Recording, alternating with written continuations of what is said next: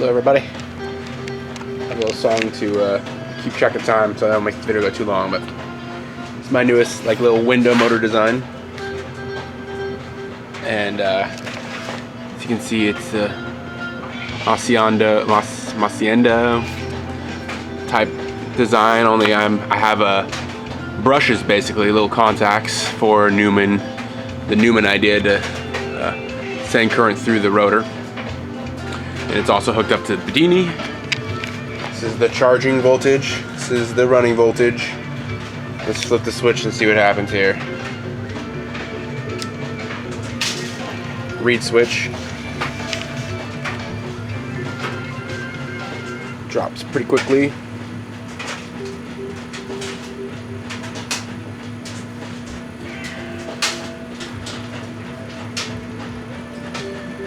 Dancing around, but it charges extremely fast. It's dumping, so probably need to put a bridge rectifier on it, because if this is alternating current, it's not catching all this. And it dumps pretty fast, and the rotor's not going extremely fast because of those contacts now. I got it going really fast last night. It didn't have the contacts. As you can see, it charges pretty quickly on the charging side. Have to add some shorting to it, but it does dump the voltage out of the trigger side pretty heavily.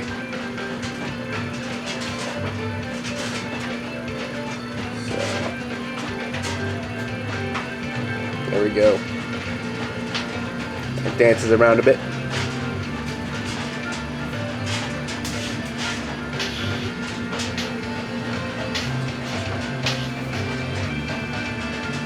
And basically I just have the reed switch coming out, going into the trigger side of the SSG.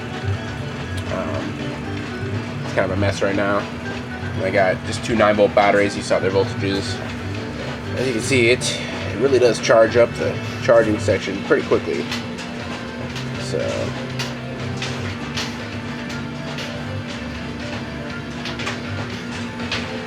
pretty nice. I knew the RPMs, but it's probably not that great. Also on this window motor, stop it real quick.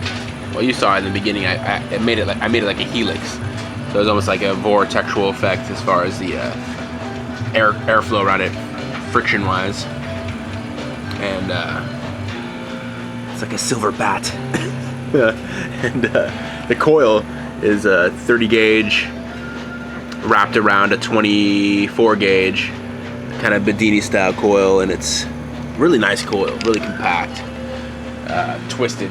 It's basically enameled stranded wire in a way.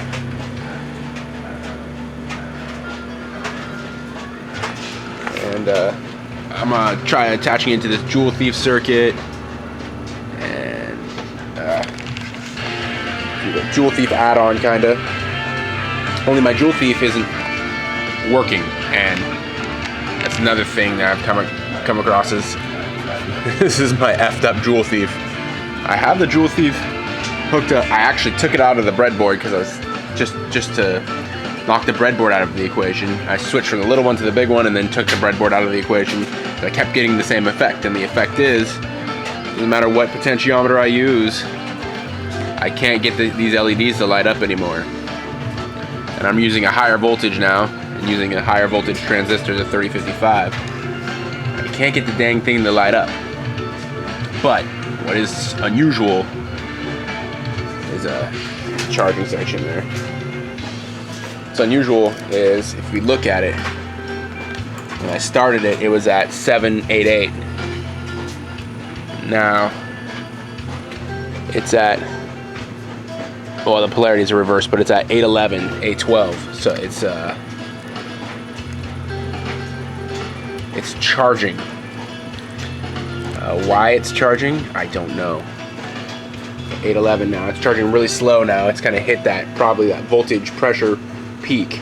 Well, no, it's still charging. It's kind of on the cusp there, but I started at 788, and this battery has not been used. It was sitting for a long time, so kind of confused about that one and why it's charging. but that's a whole nother can of worms. I just wanted to show you guys this new window motor I'm working on. That's the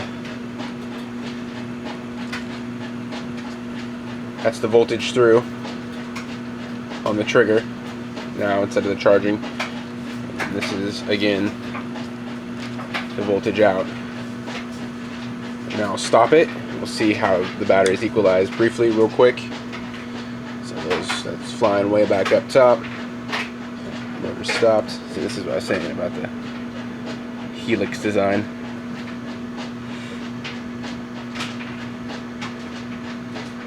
There we go.